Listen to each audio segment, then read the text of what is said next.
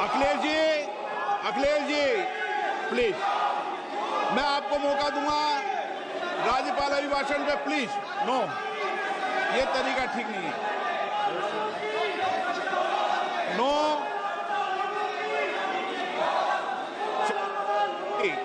राज्यपाल अभिभाषण पर चर्चा होगी। नो तरीका। Honorable Speaker, I present the budget for 25-26. This budget continues our government's efforts to A. Accelerate growth, B. Secure inclusive development, C. Invigorate private sector investments, D. Uplift household sentiments, and E. Enhance spending power of India's rising middle class. Together, we embark on a journey to unlock our nation's tremendous potential for greater prosperity and global positioning under the leadership of Honorable Prime Minister Shri Narendra Modi. As we complete the first quarter of the 21st century, continuing geopolitical headwinds suggest lower global economic growth over the medium term.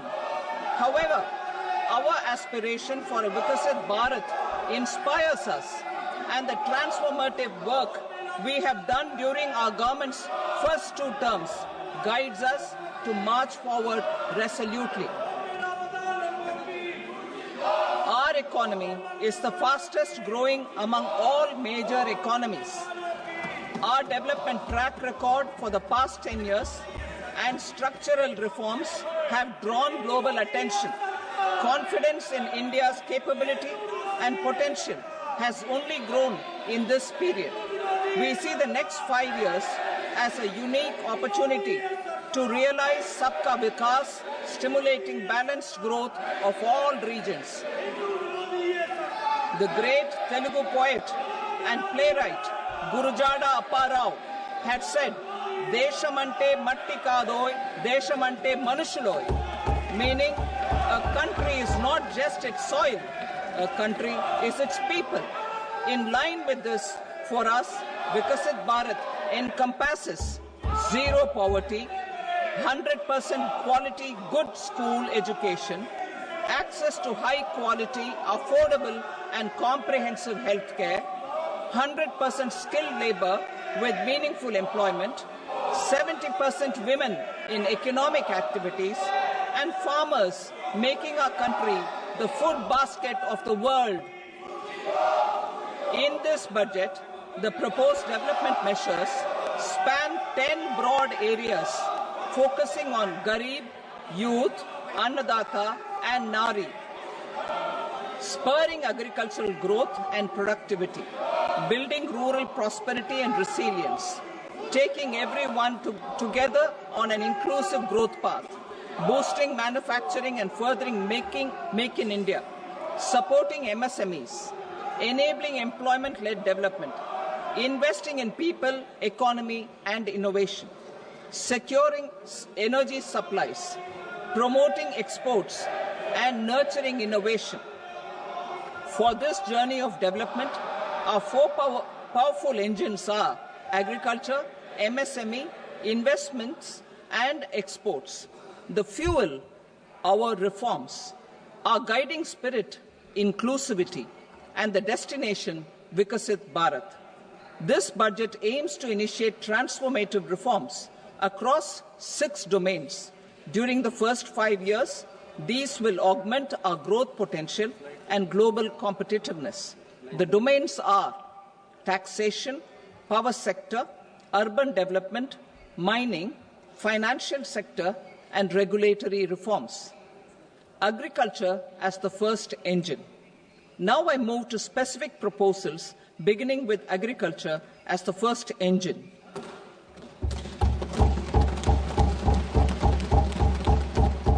Prime Minister Dhan Dhanya Krishi Yojana, developing agri-districts program.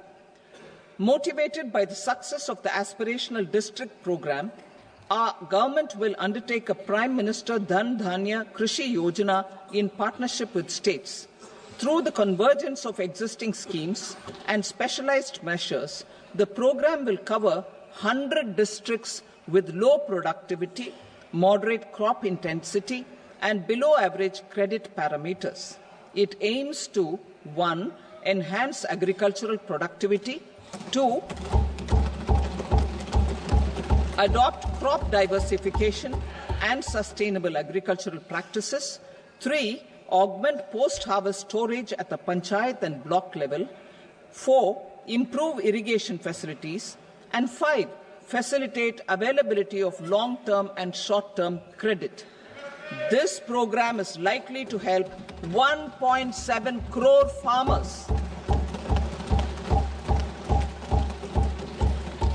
Building rural prosperity and resilience. A comprehensive multi-sectoral rural prosperity and resilience program will be launched in partnership with the states. This will address underemployment in agriculture through skilling, investment, technology, and invigorating the rural economy. The goal is to generate ample opportunities in rural areas so that migration is an option but not a necessity. The program will focus on rural women, young farmers, rural youth, marginal and small farmers, and landless families. The details are in Annexure A. Domestic best practices will be incorporated, and appropriate technical and financial assistance will be sought from multilateral development banks. In Phase 1, 100 developing agri-districts will be covered. Atmanirbharta in pulses. Our government is implementing the National Mission for Edible Oilseed for achieving Atmanirbharta in edible oils. Our farmers have the capability to grow enough for our needs and more. 10 years ago, we made concerted efforts and succeeded in achieving near self-sufficiency in pulses. Farmers responded to the need by increasing the cultivated area by 50%, and government arranged for procurement and remunerative prices. Since then, with rising incomes and better affordability, our consumption of pulses has increased significantly. Our government will now launch a 6-year mission for Atmanirbharta in pulses with a special focus on Tuar, Urad and Masoor. Details are in Annexure B. Central agencies such as NAFED and NCCF will be ready to procure these 3 pulses as much as offered during the next 4 years from farmers who register with these agencies and enter into agreements. Comprehensive program for vegetables and fruits. It is encouraging that our people are increasingly becoming aware of their nutritional needs. It is a sign of a society becoming healthier.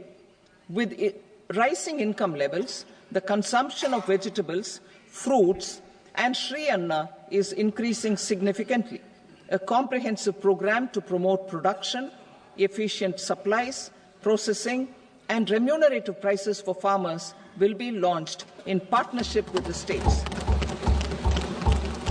Appropriate institutional mechanisms for implementation and participation of farmer producer organizations and cooperatives will be set up.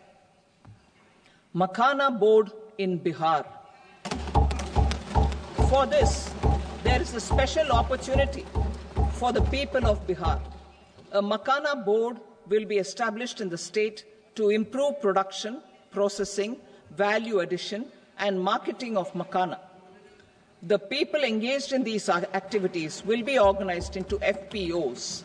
The board will provide hand-holding and training support to Makhana farmers and will also work to ensure they receive the benefits of all relevant government schemes. A national mission on high-yielding seeds will be launched, aimed at 1. Strengthening research ecosystem, 2. Targeted development and propagation of seeds with high yield, pest resistance, and climate resilience, and 3. Commercial availability of more than 100 seed varieties released since July 2024. India ranks second largest globally in fish production and aquaculture. Seafood exports are valued at 60,000 crore rupees. To unlock the untapped potential of the marine sector, our government will bring in an enabling framework for sustainable harnessing of fisheries from Indian exclusive economic zone and high seas, with a special focus on the Andaman and Nicobar and Lakshadweep Islands. For the benefit of lakhs of cotton growing farmers, I am pleased to announce a mission for cotton productivity. This 5-year mission will facilitate significant improvements in productivity and sustainability of cotton farming and promote extra long staple cotton varieties. The best of science and technology support will be provided to farmers. Aligned with our integrated 5F vision for the textile sector, this will help in increasing incomes of the farmers and ensure a steady supply of quality cotton for rejuvenating India's traditional textile sector. Kisan credit cards facilitate short-term loans for 7.7 crore farmers, fishermen, and dairy farmers. The loan limit under modified interest subvention scheme will be enhanced from 3 lakh rupees to 5 lakh rupees for loans taken through the KCC. For Atmanirbharta in urea production, our government had reopened 3 dormant urea plants in the eastern region. To further augment urea supply, a plant with annual capacity of 12.7 lakh metric tons will be set up at Namrup in Assam.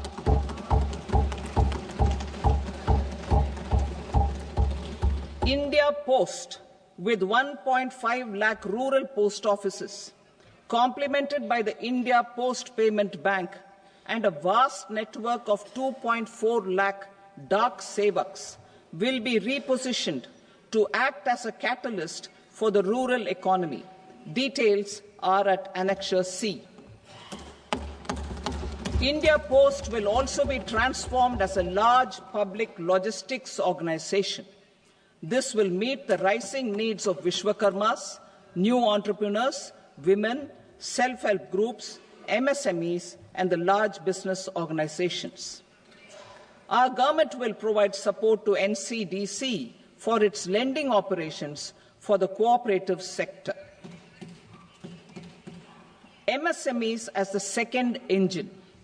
Now I move to MSMEs as the second engine, which encompasses manufacturing and services with a focus on MSMEs numbering 5.7 crores.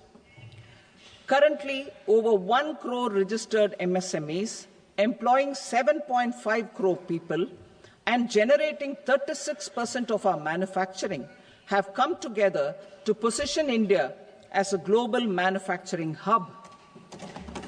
With their quality products, these MSMEs are responsible for 45% of our exports.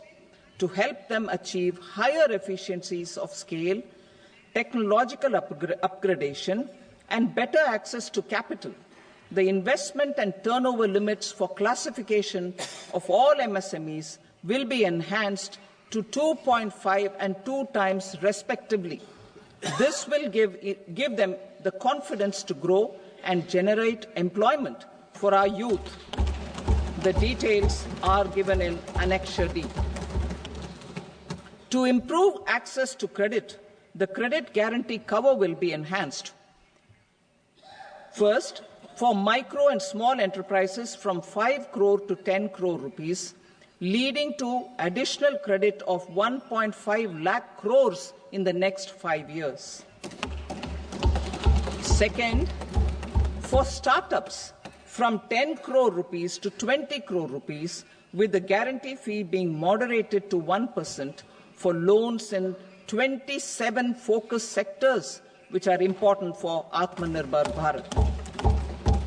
And for well-run exporter MSMEs, for term loans up to 20 crore rupees. Also for the micro enterprises, we will introduce customized credit cards with a 5 lakh rupee limit for micro enterprises registered on Udyam portal. In the first year, 10 lakh such cards will be issued. Fund of funds for startups. The Alternate Investment Fund, AIFs, for startups have received commitments of more than 91,000 crores rupees. These are supported by the fund of funds set up with the Government of India's contribution of 10,000 crore rupees. Now, a new fund of funds with expanded scope and a fresh contribution of another 10,000 crore rupees will be set up. A new scheme will be launched for 5 lakh women, scheduled castes and scheduled tribes, first-time entrepreneurs. This will provide term loans up to 2 crore rupees during the next 5 years. The scheme will incorporate lessons from the successful Stand Up India scheme. Online capacity building for entrepreneurship and managerial skills will also be organized. Measures for labor-intensive sectors. To promote employment and entrepreneurship opportunities in labor-intensive sectors, our government will undertake specific policy and facilitation measures. To enhance the productivity, quality, and competitiveness of India's footwear and leather sector, a focused product scheme will be implemented. The scheme will support design capacity, component manufacturing, and machinery required for production of non-leather quality footwear, besides the support for leather footwear and products. The scheme is expected to facilitate employment for 22 lakh persons, generate over 4 lakh crore rupees, and exports of over 1.1 lakh crore rupees. Measures for the toys sector. Building on the National Action Plan for Toys, we will implement a scheme to make India a global hub for toys. The scheme will focus on development of clusters, skills, and a manufacturing ecosystem that will create high-quality, unique, innovative, and sustainable toys that will represent the Made in India brand. Support for food processing. In line with our commitment towards Purvodaya, we will establish a National Institute of Food Technology, Entrepreneurship and Management in Bihar. The institute will provide a strong fillip to food processing activities in the entire eastern region. This will result in 1. Enhanced income for the farmers through value addition to their produce, and 2. Skilling entrepreneurship and employment opportunities for the youth. Manufacturing mission, furthering Make in India. Our government will set up a national manufacturing mission covering small, medium, and large industries for furthering Make in India by providing policy support, execution roadmaps, governance, and monitoring framework for central ministries and states. Details are in Annexure E. Given our commitment to climate-friendly development, the mission will also support clean tech manufacturing. This will aim to improve domestic value addition and build our ecosystem for solar PV cells, EV batteries, motors and controllers, electrolyzers, wind turbines, very high voltage transmission equipment, and grid-scale batteries. Investment as the third engine. Now I move to investment as the third engine, which encompasses investing in people, investing in the economy, and investing in innovation. Investing in people. Saksham Anganwadi and Poshan 2.0. Saksham Anganwadi and Poshan 2.0 program provides nutritional support to more than 8 crore children, 1 crore pregnant women and lactating mothers all over the country, and about 20 lakh adolescent girls in aspirational districts and the Northeast region. The cost norms for these nutritional support will be enhanced appropriately. Atal Tinkering Labs. 50,000 Atal Tinkering Labs will be set up in government schools in the next 5 years to cultivate the spirit of curiosity and innovation and foster a scientific temper among young minds. Broadband connectivity to government secondary schools and PHCs. Broadband connectivity will be provided to all government secondary schools and primary health centers in rural areas under the BharatNet project. Bharatiya Bhasha Pustak Scheme. We propose to implement a Bharatiya Bhasha Pustak scheme to provide digital form Indian language books for schools and for higher education. This aims to help students understand their subjects better and in their language. National Centers of Excellence for Skilling. Building on the initiative announced in the July 24 budget, 5 national centers of excellence for skilling will be set up with global expertise and partnerships to equip our youth with the skills required for Make for India, Make for the World manufacturing. The partnership will cover curriculum design, training of trainers, and a skills certification framework and periodic reviews. Expansion of capacity in IITs. Total number of students in 23 IITs has increased 100% from 65,000 to 1.35 lakh in the past 10 years.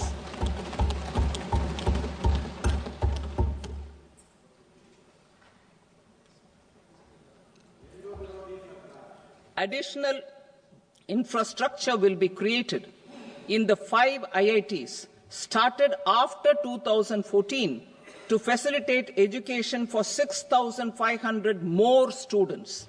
Hostel and other infrastructure capacity at IIT Patna will also be expanded.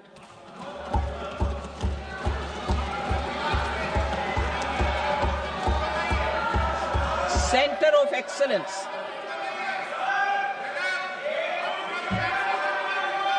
Center of Excellence in AI for Education.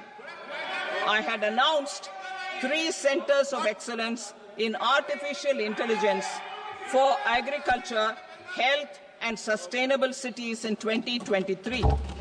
Now a center of excellence in artificial intelligence for education will be set up with a total outlay of 500 crores.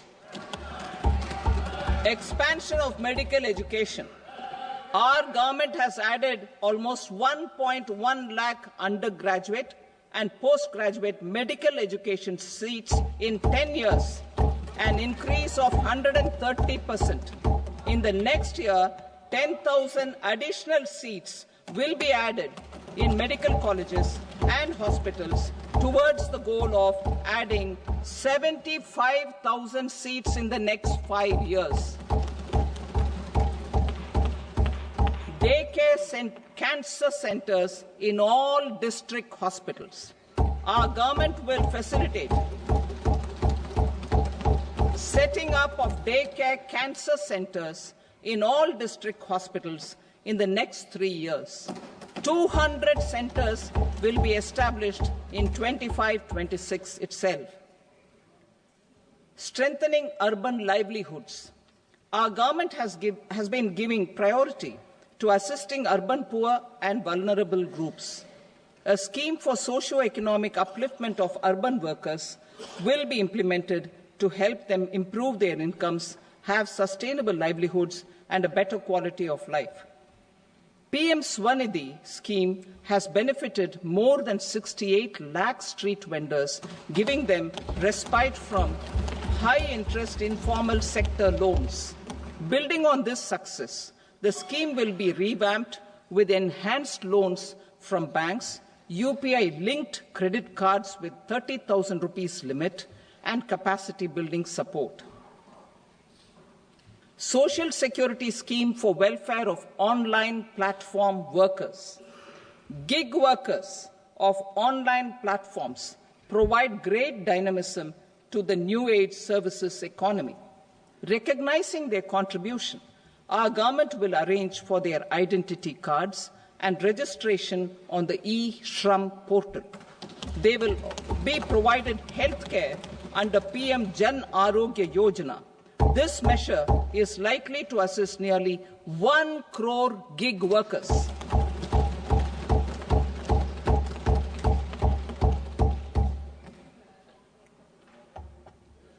Investing in the economy, public-private partnership in infrastructure. Each infrastructure-related ministry will come up with a 3-year pipeline of projects that can be implemented in PPP mode. States will also be encouraged to do so and can seek support from the India Infrastructure Project Development Fund, which is a scheme to prepare PPP proposals. Support to states for infrastructure. An outlay of 1.5 lakh crore is proposed for the 50-year interest-free loans to states for capital expenditure and incentives for reforms. Building on the success of the first asset monetization plan announced in 2021, the second plan for 2025 to 30 will be launched to plough back capital of 10 lakh crore in new projects. Regulatory and fiscal measures will be fine-tuned to support the plan. Jal Jeevan Mission. Since 2019, 15 crore households representing 80% of India's rural population have been provided access to portable tap water connections. To achieve 100% coverage, I am pleased to announce the extension of this mission until 2028 with an enhanced total outlay. The mission's focus will be on the quality of infrastructure and O&M of rural piped water supply schemes through Jan Bhagidari. A separate MOU or separate MOUs will be signed with the states and union territories to ensure sustainability and citizen-centric water services delivery. Urban sector reforms. Building on the July budget proposals, urban sector reforms related to governance, municipal services, urban land and planning will be incentivized. Urban Challenge Fund. The government will set up an Urban Challenge Fund of 1 lakh crore rupees to implement the proposals for cities as growth hubs, creative redevelopment of cities, and for water and sanitation purposes announced in the July budget. This fund will finance up to 25% of the cost of bankable projects, with a stipulation that at least 50% of the cost is funded from bonds, bank loans, and PPPs. An allocation of 10,000 crore is proposed in 2025-26. Power sector reforms. We will incentivize electricity distribution reforms and augmentation of intrastate transmission capacity by states. This will improve financial health and capacity of electricity companies. Additional borrowing of 0.5% of GSDP will be allowed to states contingent on these reforms. Nuclear energy mission for Vikasit Bharat. Development of at least 100 gigawatt of nuclear energy by 2047 is essential for our energy transition efforts. For an active partnership with the private sector towards this goal, amendments to the Atomic Energy Act and the Civil Liability for Nuclear Damage Act will be taken up. A nuclear energy mission for research and development of small modular reactors with an outlay of 20,000 crore will be set up. At least 5 indigenously developed small modular reactors will be operationalized by 2033. Shipbuilding. The shipbuilding financial assistance policy will be revamped to address cost disadvantages. This will also include credit notes for shipbreaking in Indian yards to promote the circular economy. Large ships above a specified size will be included in the infrastructure harmonized master list. Shipbuilding clusters will be facilitated to increase the range, categories, and capacity of ships. This will include additional infrastructure, facilities, skilling, and technology to develop the entire ecosystem. Maritime Development Fund. For long-term financing for the maritime industry, a Maritime Development Fund with a corpus of 25,000 crore rupees will be set up. This will be for distributed support and promoting competition. This will have up to 49% contribution by the government, and the balance will be mobilized from ports and from private sector. UDAN regional connectivity schemes. UDAN has enabled 1.5 crore middle-class people to meet their aspirations for speedier travel. The scheme has connected 88 airports, and operationalized 619 routes. Inspired by that success, a modified UDAN scheme will be launched to enhance regional connectivity to 120 new destinations and carry 4 crore passengers in the next 10 years. 4 crore additional passengers in the next 10 years. The scheme will also support helipads and smaller airports in hilly, aspirational, and northeast regional districts. Greenfield airports will be facilitated in Bihar to meet the future needs of the state. These will be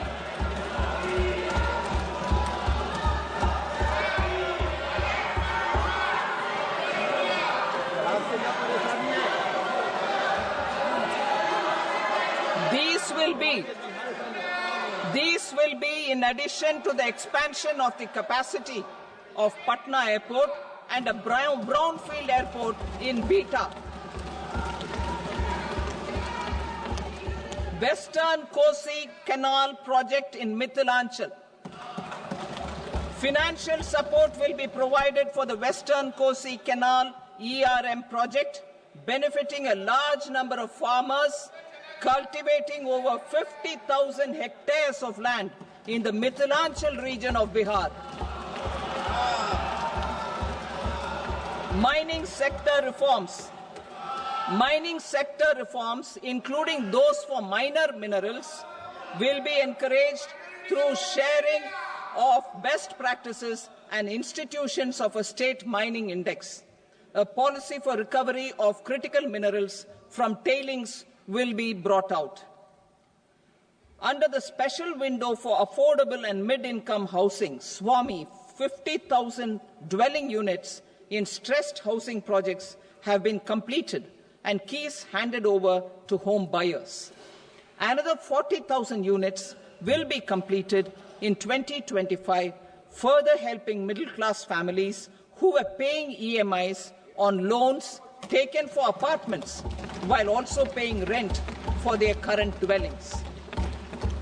Building on this success, SWAMI Fund 2 will be established as a blended finance facility with contribution from the government, banks and private investors.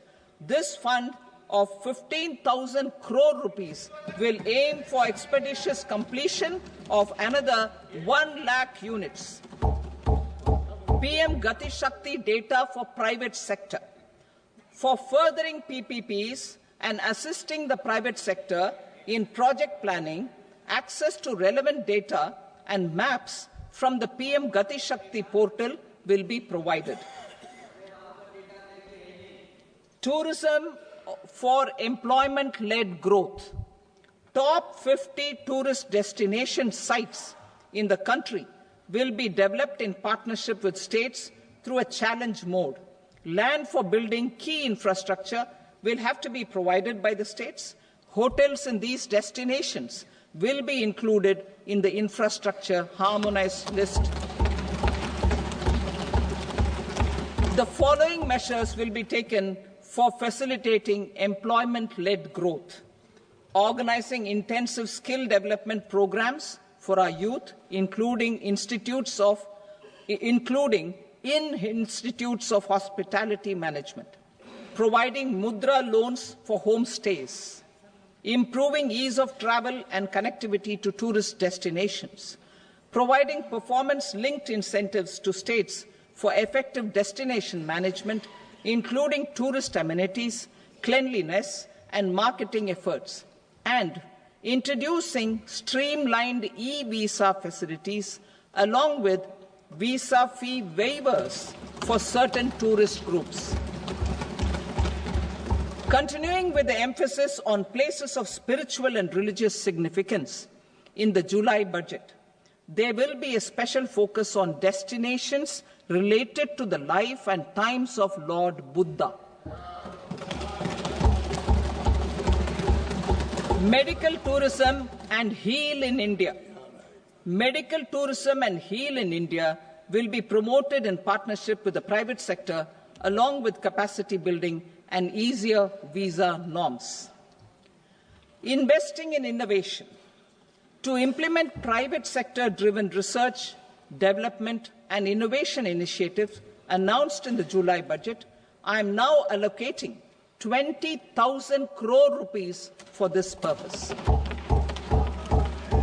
A deep tech fund of funds will also be explored to catalyze the next generation startups as a part of this initiative. In the next 5 years, under the PM Research Fellowship Scheme, we will provide 10,000 fellowships for technological research in IITs and IISC with enhanced financial support. The second G Bank with 10 lakh germplasm lines will be set up for future food and nutritional security. This will provide conservation support to both public and private sectors for genetic resources. We will start a national geospatial mission to develop foundational geospatial infrastructure and data. Using PM Gati Shakti, this mission will facilitate modernization of land records, urban planning, and design of infrastructure projects. A Gyan Bharatam mission for survey, documentation, and conservation of our manuscript heritage with academic institutions, museums, libraries, and private collectors will be undertaken to cover more than 1 crore manuscripts. We will set up a national digital repository of Indian knowledge systems for knowledge sharing. Now I move to exports as the fourth engine. We will set up an export promotion mission with sectoral and ministerial targets driven jointly by the Ministries of Commerce, MSME, and Finance. It will facilitate easy access to export credit, cross-border factory support, support to MSMEs to tackle non-tariff measures in overseas markets. A digital public infrastructure, Bharat Trade Net, for international trade will be set up as a unified platform for trade documentation and financing solutions. This will complement the Unified Logistics Interface Platform. The BTN will be aligned with international practices.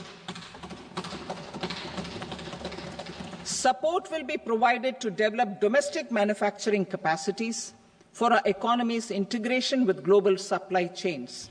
Sectors will be identified based on objective criteria. Facilitation groups with participation of senior officers and industry representatives will be formed for select products and supply chains. Through this, there are huge opportunities related to Industry 4.0, which needs high skills and talent. Our youth have both. Our government will support the domestic electronic equipment industry to leverage this opportunity for the benefit of our youth. A national framework will be formulated as guidance to states for promoting global capability centers in emerging Tier 2 cities. This will suggest measures for enhancing availability of talent and infrastructure, building bylaw reforms, and mechanisms for collaboration with industry. Our government will facilitate upgradation of infrastructure and warehousing for air cargo, including high-value perishable horticultural produce. Cargo screening and customs protocol will be streamlined and made user-friendly. Reforms as the fuel.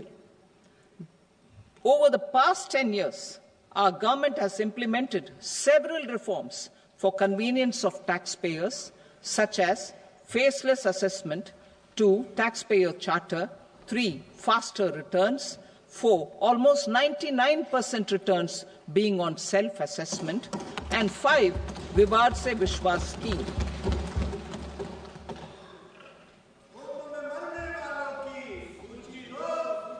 Continuing these efforts, I reaffirm the commitment of the Tax Department to trust first, scrutinize later. I also propose to introduce the new income tax bill next week. I will detail the indirect tax reforms and changes in direct taxes in Part B. Financial sector reforms. The FDI limit for the insurance sector will be raised from 74 to 100%. This enhanced limit will be available for those companies which invest the entire premium in India. The current guardrails and conditionalities associated with foreign investment will be reviewed and simplified. The services of India Post Payment Bank will be deepened and expanded in rural areas. NABFID will set up a partial credit enhancement facility for corporate bonds for infrastructure. Public sector banks will develop Grameen Credit Score Framework to serve the credit needs of SHG members and people in rural areas. A forum for regulatory coordination and development of pension products will be set up. To implement the earlier announcement on simplifying the KYC processes, the revamped Central KYC Registry will be rolled out in 2025. We will also implement a streamlined system for periodic updating.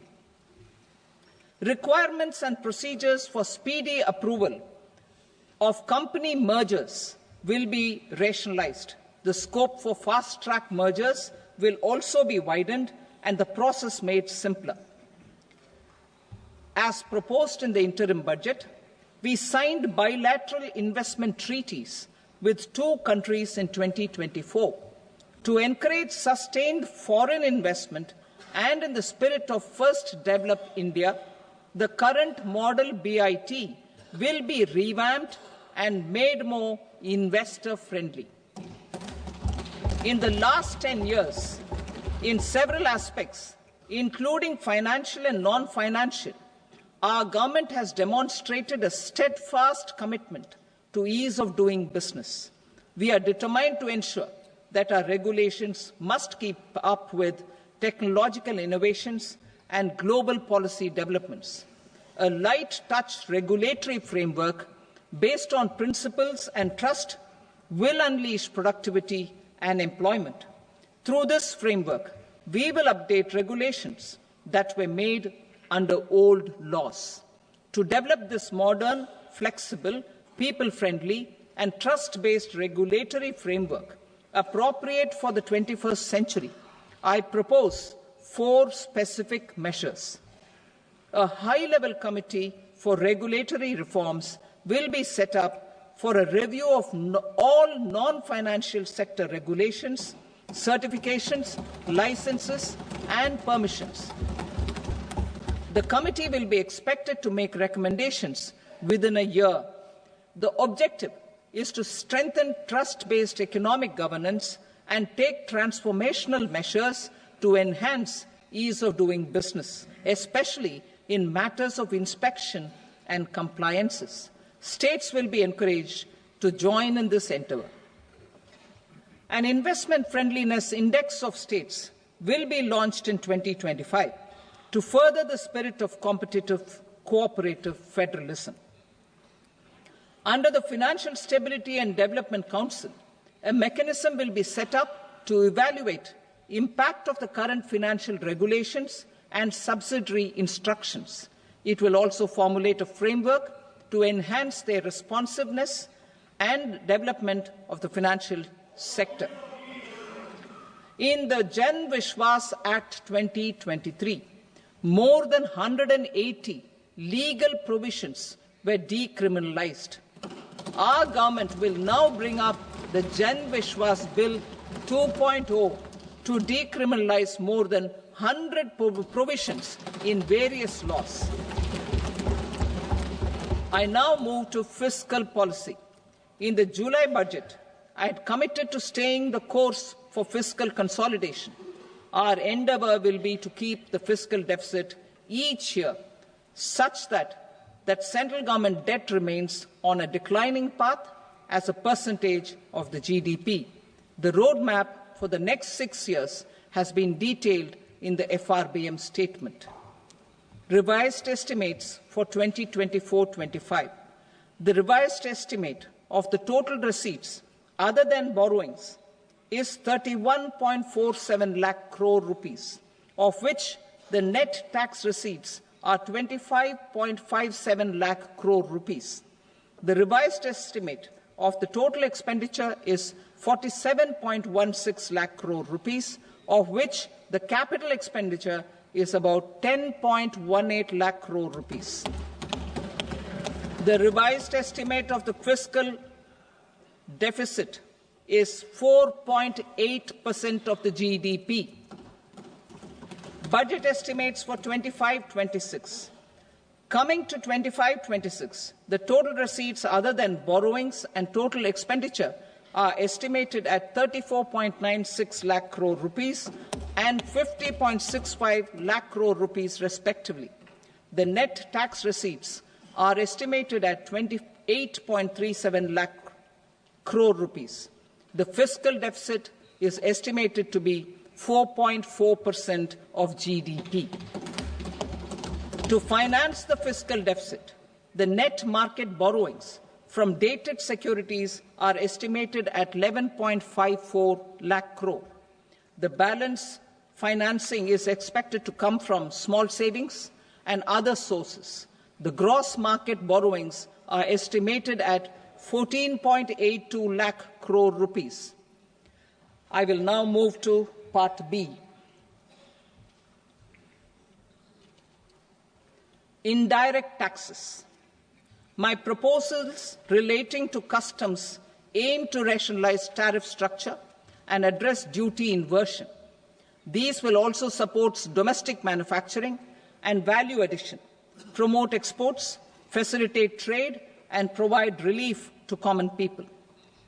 Rationalization of customs tariff structure for industrial goods. As a part of comprehensive review of customs rate structure announced in July 2024 budget, I propose to, 1, remove 7 tariff rates. This is over and above the 7 tariff rates removed in 23-24 budget. After this,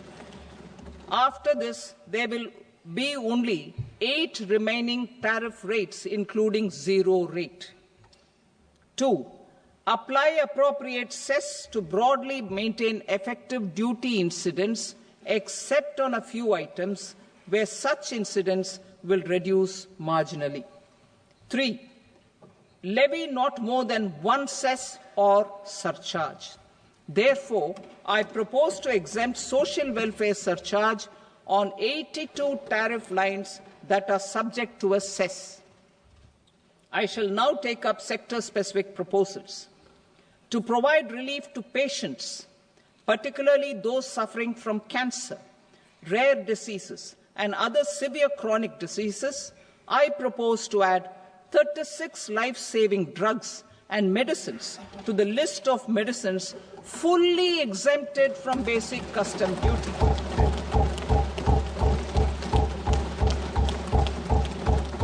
I also propose to add 6 life-saving medicines to the list attracting concessional custom duty of 5%.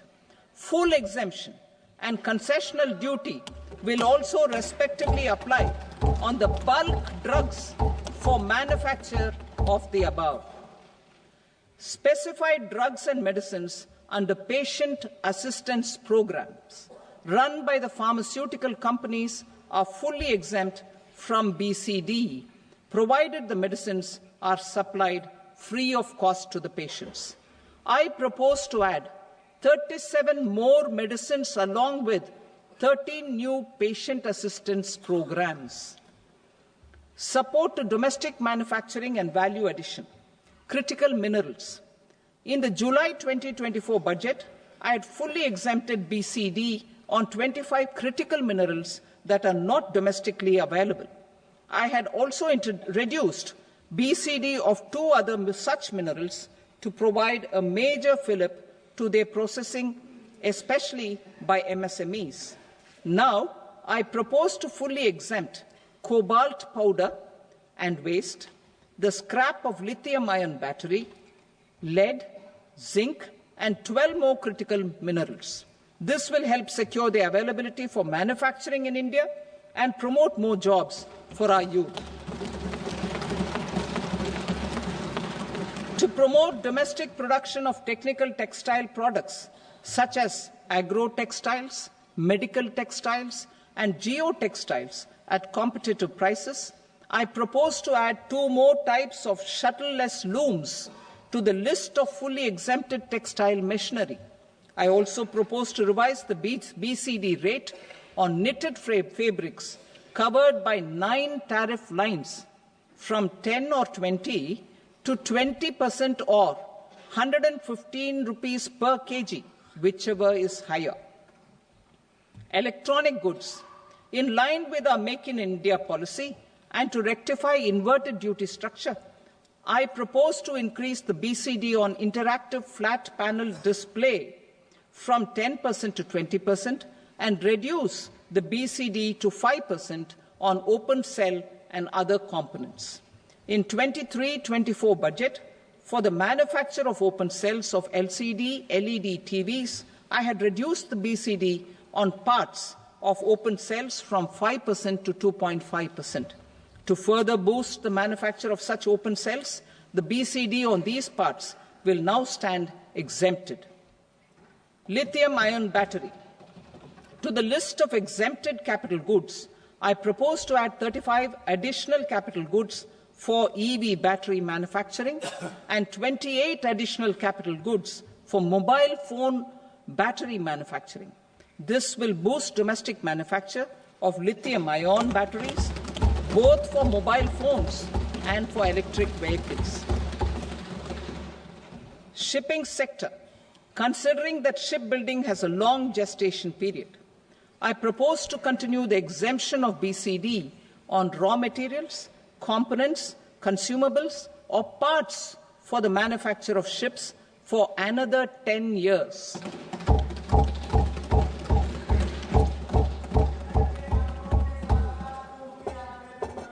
I also propose the same dispensation for shipbreaking to make it more competitive. Telecommunication.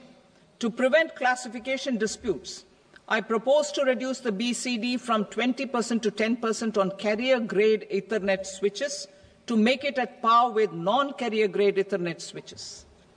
Export promotion. To facilitate exports of handicrafts, I propose to extend the time period for export from 6 months to 1 year, further extendable by another 3 months if required. I also propose to add 9 items to the list of duty-free inputs. Leather sector. I propose to fully exempt BCD on wet blue leather to facilitate imports for domestic value addition and employment. I also propose to exempt crust leather from 20% export duty to facilitate exports by small tanners. Marine products. To enhance India's competitiveness in the global seafood market, I propose to reduce BCD from 30% to 5% on frozen fish paste, surimi, for manufacture and export of its analog products. I also propose to reduce BCD from 15% to 5% on fish hydrolysates for manufacture of fish and shrimp feed. In July 2024 budget, to promote development of domestic MROs for aircraft and ships, I had extended the time limit for export of foreign origin goods that were imported for repairs from 6 months to 1 year and further extendable by 1 year. I now propose to extend the same dispensation for railway goods. Time limit for provisional assessment. Presently, the Customs Act 1962 does not provide any time limit to finalize provisional assessments, leading to uncertainty and cost to trade. As a measure of promoting ease of doing business, I propose to fix a time limit of 2 years, extendable by a year, for finalizing the provisional assessment. I propose to introduce a new provision that will enable importers or exporters, after clearance of goods, to voluntarily declare material facts and pay duty with interest but without penalty. This will incentivize voluntary compliance. However, this will not apply in cases where department has already initiated audit or investigation proceedings. For industry to better plan their imports, I propose to extend the time limit for the end use of imported inputs in the relevant rules from 6 months to 1 year. This will provide operational flexibility in view of cost and uncertainty of supply. Further, such importers will now have to file only quarterly statements instead of a monthly statement.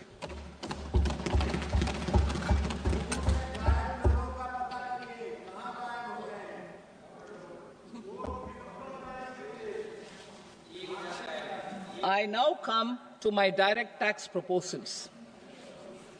In Part A, I have briefly underlined taxation reforms as one of key reforms to realize our vision of Vikasit Bharat.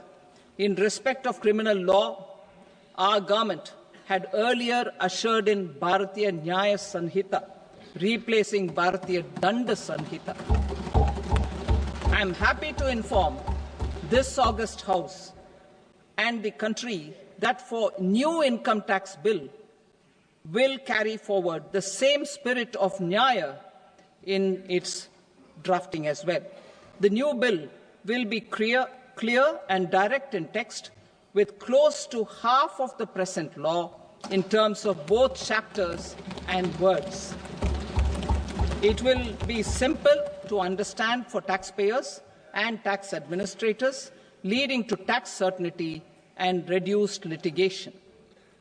Reforms, however, are not a destination. They are means to achieve good governance for our people and economy. Providing good governance primarily involves being responsive. The Tirukkural captures this in verse 542, which reads, "Vaanokki vaazhum ulagallam, mannavan kol nokki vaazhum kudi," meaning, just as the living beings live expecting rains, citizens live expecting good governance. Our government is committed to keeping an ear to the ground and a finger on the pulse and responding while balancing our national building efforts.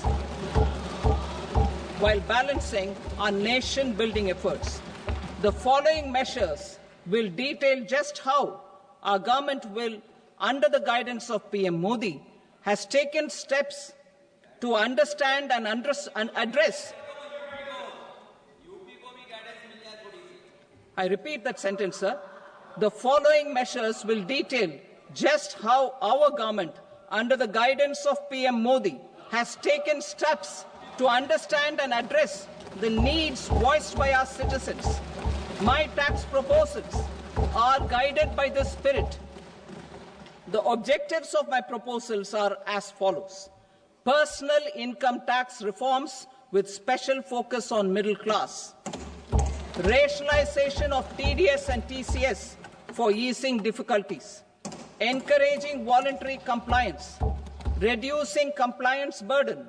Ease of doing business, employment and investment.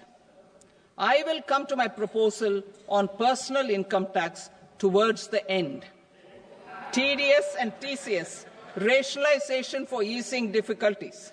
I propose to rationalize tax deduction at source, TDS, by reducing the number of rates and thresholds above which TDS is deducted. Further, threshold amounts for tax deduction will be increased for better clarity and uniformity.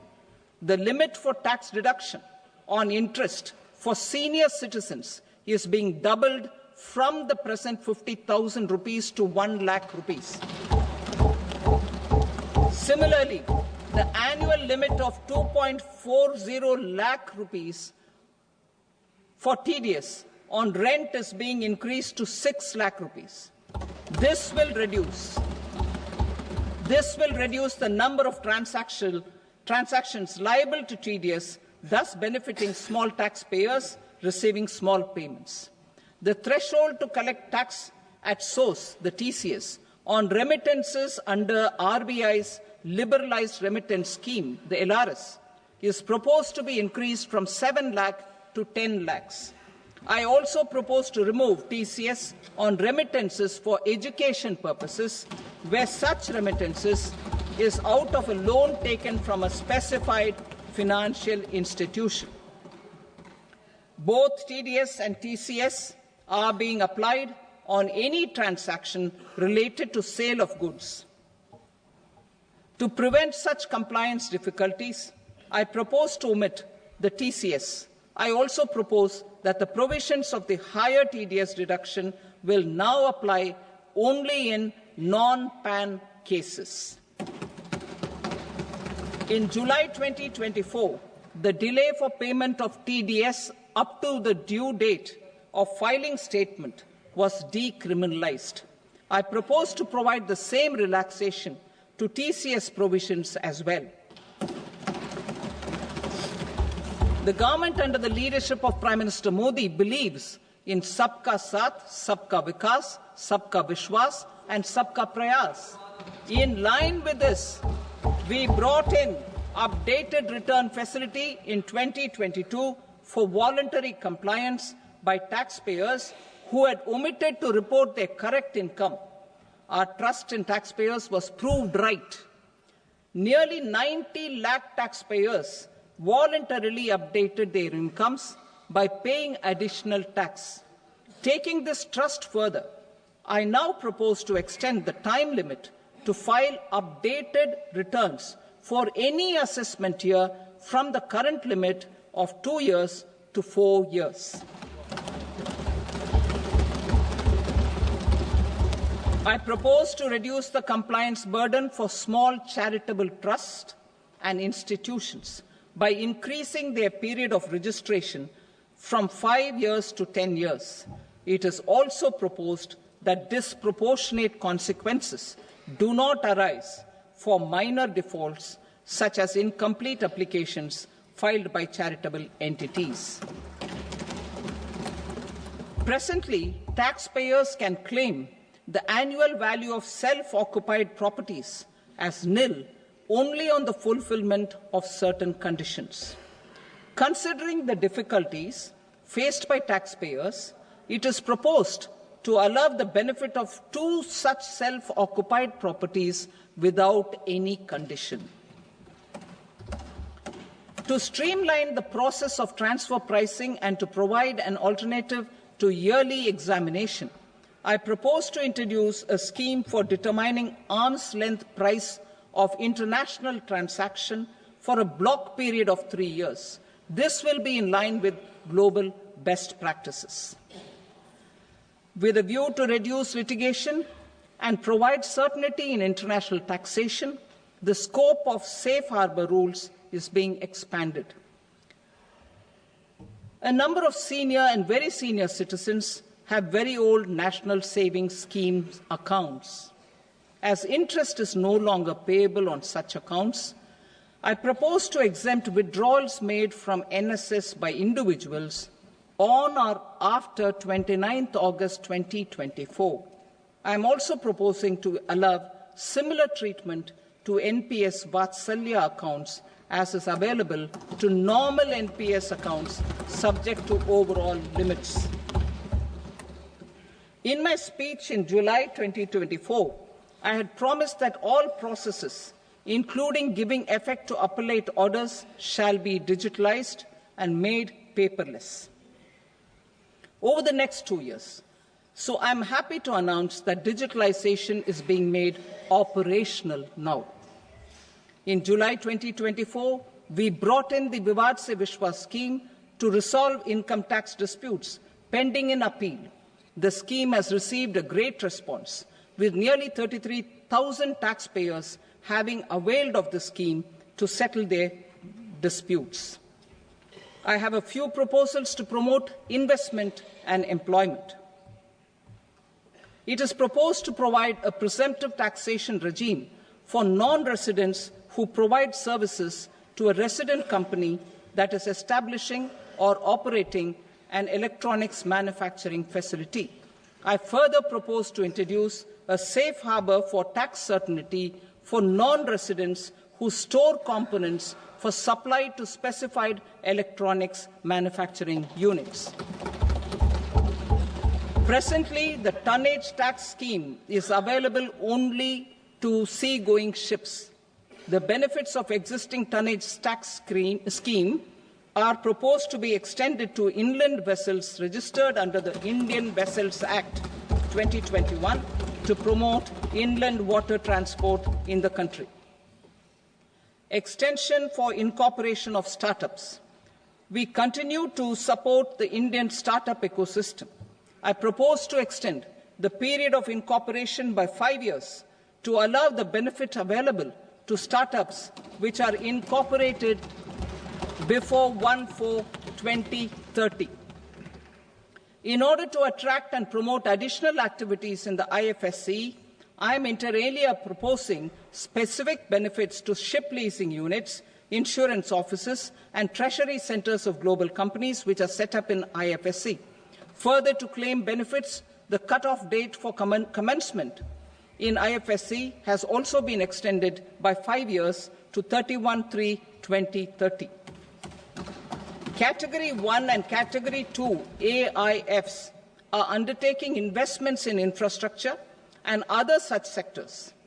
I propose to provide certainty of taxation to these entities on the gains from securities, to promote funding from sovereign wealth funds and pension funds to the infrastructure sector.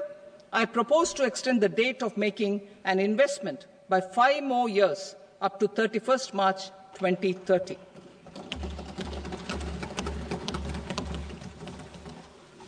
Personal income tax reforms with special focus on middle class. Democracy, demography, and demand are the key support pillars in our journey towards Vikasit Bharat. The middle class provides strength for India's growth.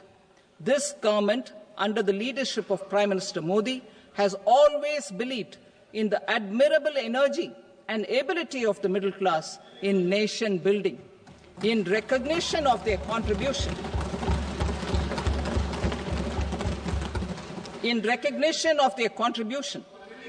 we have periodically reduced their tax burden. Right after 2014, the nil tax slab was raised to 2.5 lakhs of rupees, which was further raised to 5 lakh rupees in 2019 and to 7 lakh rupees in 2023. This is reflective of our government's trust on the middle class taxpayers. I am now happy to announce that there will be no income tax payable up to income of 12 lakh rupees.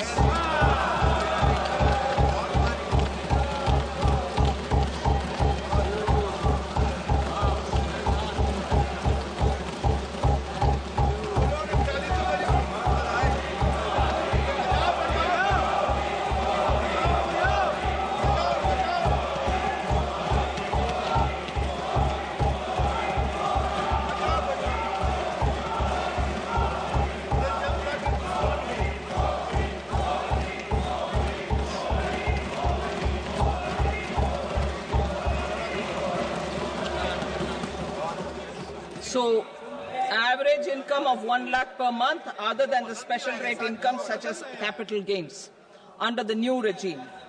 This limit will be 12.75 lakh for salaried taxpayers due to the standard deduction of 75,000.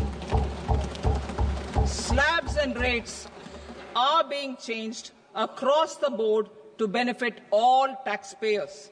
The new structure will substantially reduce the taxes of the middle class and leave more money in their hands, boosting household consumption, savings, and investment.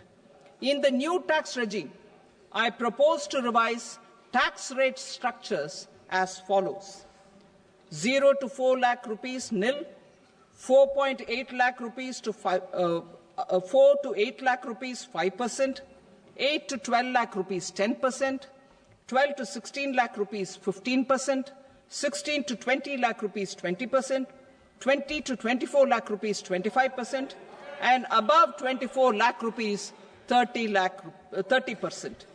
To taxpayers up to 12 lakh of normal income, other than special rate income such as capital gains. I read that again. To taxpayers up to 12 lakh of income, other than special rate income such as capital gains, tax rebate is being provided in addition to the benefit due to slab rate reduction in such a manner that there is no tax payable by them. The total tax benefit of slab rate changes and rebate at different income levels can be illustrated with a few examples. A taxpayer in the new regime with an income of 12 lakh rupees will get a benefit of 80,000 rupees in tax, which is 100% of tax payable as per the existing rates. A person having income of 18 lakh rupees will get a benefit of 70,000 rupees in tax, that is 30% of tax payable as per existing rates. A person with an income of 25 lakh gets a benefit of 1,10,000 rupees, that is 25% of his tax payable as per existing rates. Details of my tax proposals are given in the annexure. As a result of these proposals, Honourable Speaker, sir, revenue of about 1 lakh crore in direct taxes and 2,600 crores in indirect taxes will be foregone. Mr. Speaker, sir, with this, I commend the budget to this august House.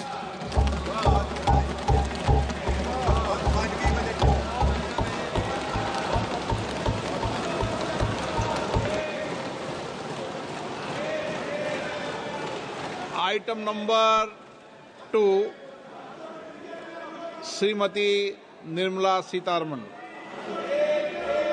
Sir, with your permission, I rise to lay on the table the following statements under Section 3(1) of the Fiscal Responsibility and Budget Management Act 2003. Medium-term fiscal policy cum fiscal policy strategy statement and macroeconomic framework statement. Item number 3, Srimati Nirmala Sitharaman. Sir, with your permission, I rise to move for leave to introduce the Finance Bill 2025. प्रश्न ये है कि विधेयक को पुनर्स्थापित करने की अनुमति प्रदान की जाए। जो सदस्य इसके पक्ष में हाँ कहें, जो सदस्य विरोध में ना कहें। मेरे विचार में निर्णय हाँ वालों के पक्ष में हुआ, हाँ वालों के पक्ष में अनुमति प्रदान की जाती है। माननीय मंत्री जी, अब विधेयक को पुनर्स्थापित करें। Sir, I introduce the bill. Thank you. सभा की कार्रवाई सोमवार दिनांक 3 फरवरी 2025 को प्राप्त 11 बजे तक के लिए स्थगित की जाती है।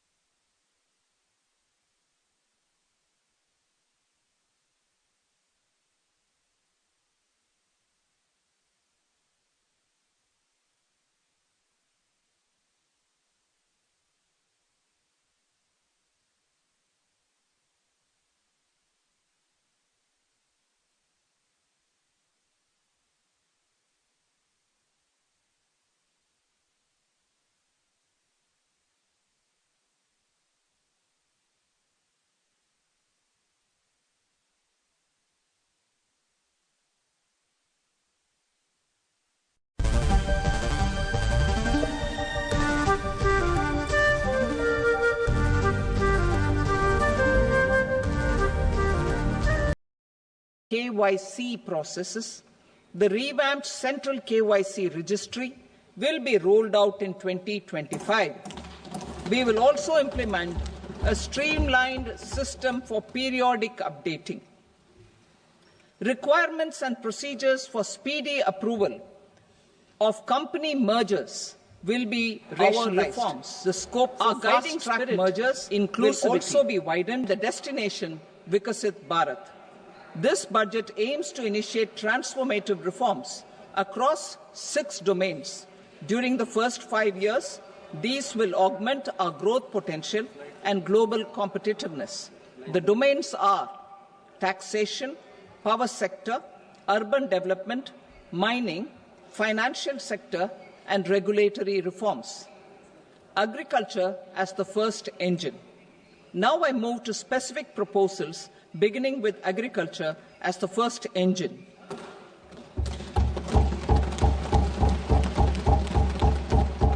Prime Minister Dhan Dhanya Krishi Yojana, developing agri-districts program. Motivated by the success of the aspirational district program, our government will undertake a Prime Minister Dhan Dhanya Krishi Yojana in partnership with states. Through the convergence of existing schemes and specialized measures, the program will cover 100 districts with low productivity, moderate crop intensity, and below average credit parameters. It aims to 1. Enhance agricultural productivity, 2. Adopt crop diversification and sustainable agricultural practices, 3. Augment post-harvest storage at the panchayat and block level, 4. Improve irrigation facilities, and 5.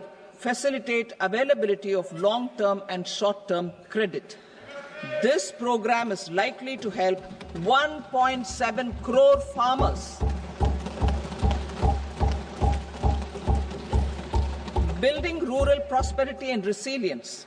A comprehensive multi-sectoral rural prosperity and resilience program will be launched in partnership with the state. It will address underemployment in agriculture through skilling, investment, technology, and invigorating the rural economy. The goal is to generate ample opportunities in rural areas so that migration is an option but not a necessity. The program will focus on rural women, young farmers, rural youth, marginal and small farmers, and landless families. The details are in Annexure A. Domestic best practices will be incorporated, and appropriate technical and financial assistance will be sought from multilateral development banks. In Phase 1, 100 developing agri-districts will be covered. Atmanirbharta in pulses. Our government is implementing the National Mission for Edible Oilseed for achieving Atmanirbharta in edible oils. Our farmers have the capability to grow enough for our needs and more. 10 years ago, we made concerted efforts and succeeded in achieving near self-sufficiency in pulses. Farmers responded to the need by increasing the cultivated area by 50%, and government arranged for procurement and remunerative prices. Since then, with rising incomes and better affordability, our consumption of pulses has increased significantly. Our government will now launch a 6-year mission for Atmanirbharta in pulses with a special focus on Tuar, Urad and Masoor. Details are in Annexure B. Central agencies such as NAFED and NCCF will be ready to procure these 3 pulses as much as offered during the next 4 years from farmers who register with these agencies and enter into agreements.